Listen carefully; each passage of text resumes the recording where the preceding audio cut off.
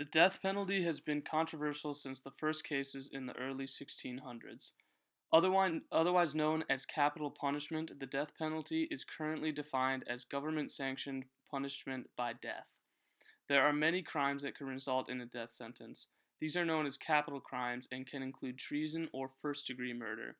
Historically, executions were carried out in public, such as the first recorded U.S. death sentence in 1608. The first notable example of public execution was carried out in our state when 38 Native Americans were hung simultaneously in Mankato, Minnesota.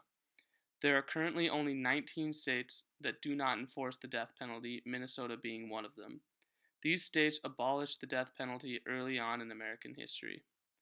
There was a brief period of time where capital punishment was suspended from 1972 to 1976 through the result of the Furman v. Georgia Supreme Court case.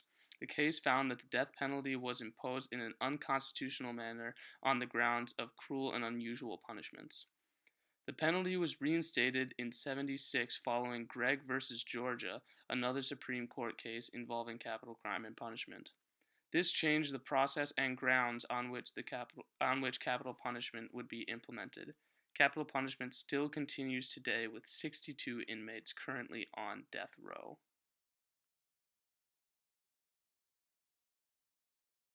I personally believe that the death penalty should be abolished in all states. I think that it is a punishment that is simply unnecessary. There are horrible people who should never be allowed to walk the streets of our country as free citizens.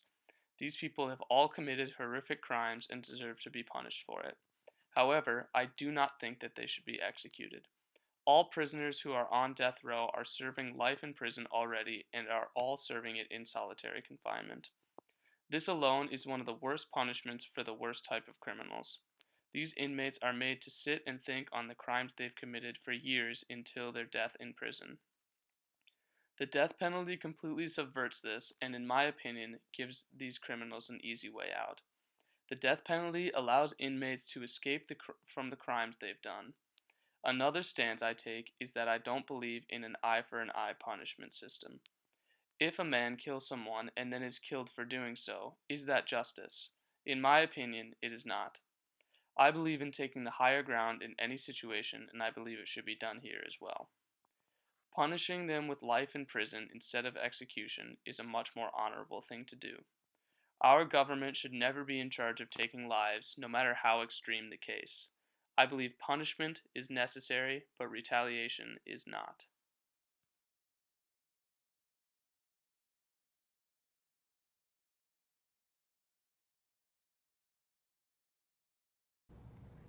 That it's improperly applied in the United States because I don't believe in the death penalty? No. No. There shouldn't be a death penalty. That, okay, so for various crimes you have to have imprisonment and re-education and training and all of that. But the death penalty is wrong because it's morally wrong, and humans make mistakes. There are many people that have been proven later to be innocent who had been condemned to death. Yeah.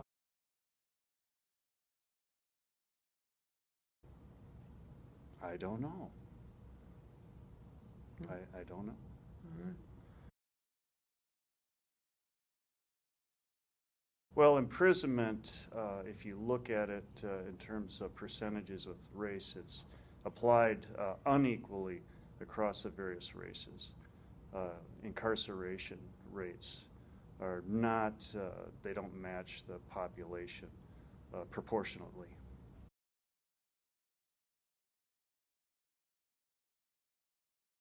I can't say what is in their minds or their hearts. They're grieving, so they would have to explain that.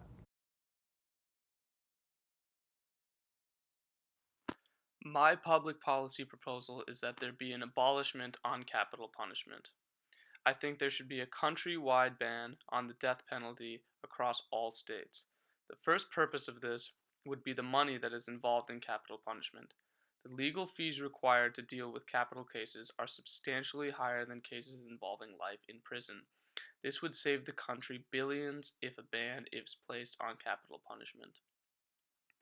Second reason is simply the fact that killing of criminals does not bring back victims and their families. Studies have shown that victims' families are no better off emotionally after the execution of the criminal. Lastly is the ineffectiveness of deterring criminals.